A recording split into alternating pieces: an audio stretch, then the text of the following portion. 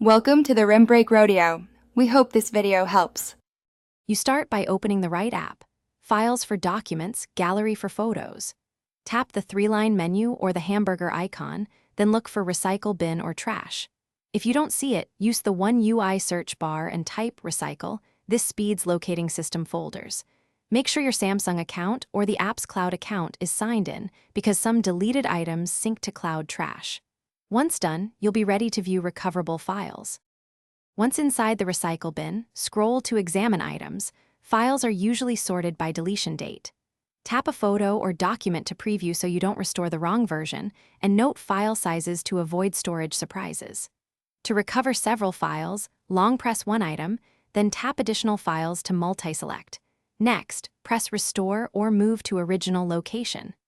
If Restore is grayed out, the item may be expired or cloud only, so check the cloud trash separately. After restoring, navigate to the original folder or app library to confirm files returned. If a file is missing, check the cloud trash for Samsung Cloud or Google Photos because some apps keep separate 30-day bins. Also review expiration. Many systems auto-delete after 30 days.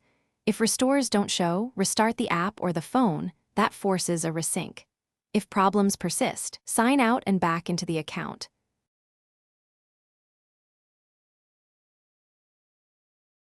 Thanks for watching. Consider subscribing if we helped you.